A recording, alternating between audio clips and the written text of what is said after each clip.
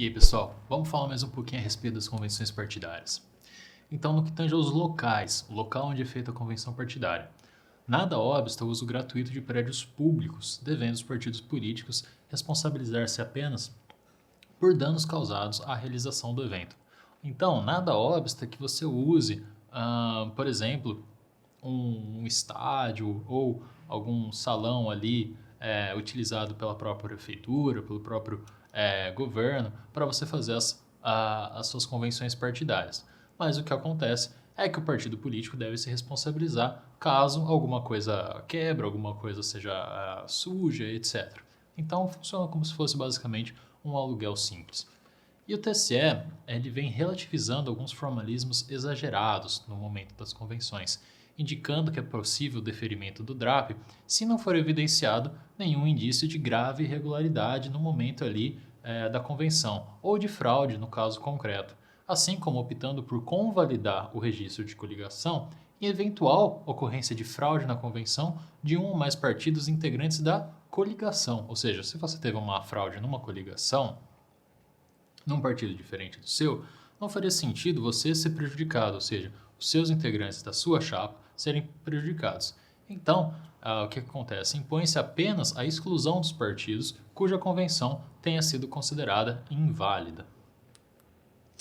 Além disso, a lei eleitoral ela disciplina ainda algumas hipóteses de anulabilidade das convenções, ou seja, algumas hipóteses, algumas circunstâncias fáticas que levam aquela convenção, aquela reunião ser anulada e os efeitos dela dali para frente, né? Lembrando anulabilidade, efeitos ex tunc, aqueles efeitos vão ser anulados também.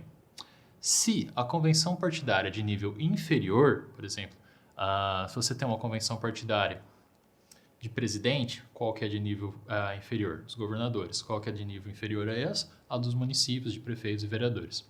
Como, por exemplo, então a gente vai falar das regionais, das convenções regionais.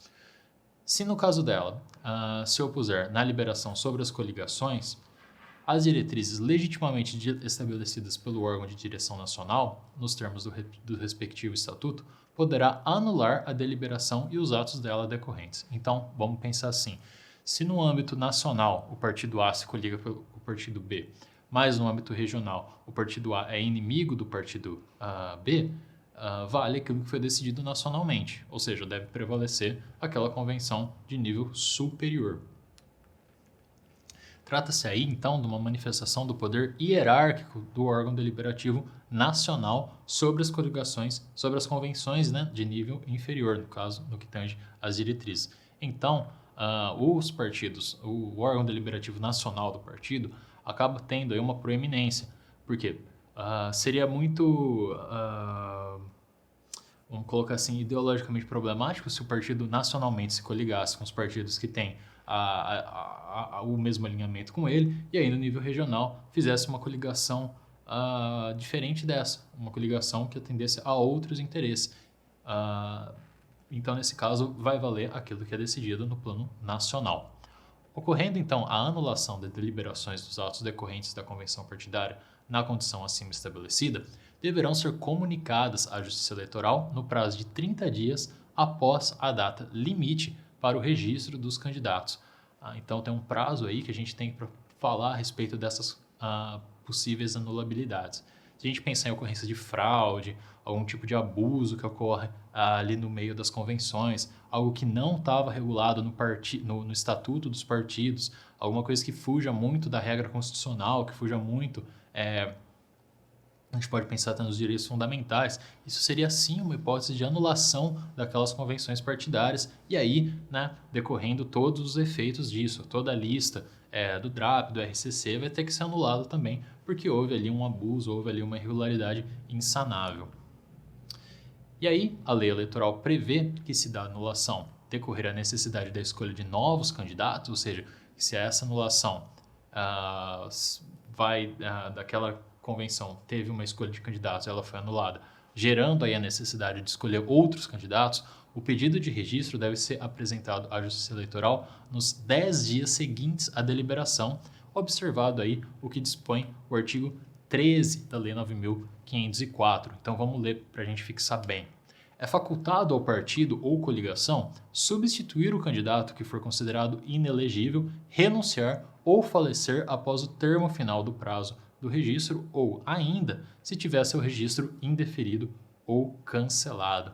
Então, aí a gente tem algumas hipóteses que, se nesse momento do registro, acontece do registro do sujeito ser indeferido, cancelado, se o juiz considera ele inelegível por alguma daquelas hipóteses da Lei Complementar 64 de 90, ou se ele renunciar, ou se ele decidir que ele não quer participar das eleições, ou mesmo se ele falecer, é facultado ao partido substituir esse candidato, porque não seria lógico de uma lista de vários candidatos, se a maioria, por exemplo, tivesse o registro indeferido por algum motivo, que a gente não pode acontecer de haver declaração de inelegibilidade, pode não acontecer, pode acontecer do sujeito falecer, enfim, são fatos assim, circunstâncias que fogem da alçada do partido. Então, se isso acontece, é facultado sim ao partido fazer essa substituição, desde que ela ocorra nos 10 dias seguintes à deliberação, conforme a lei eleitoral.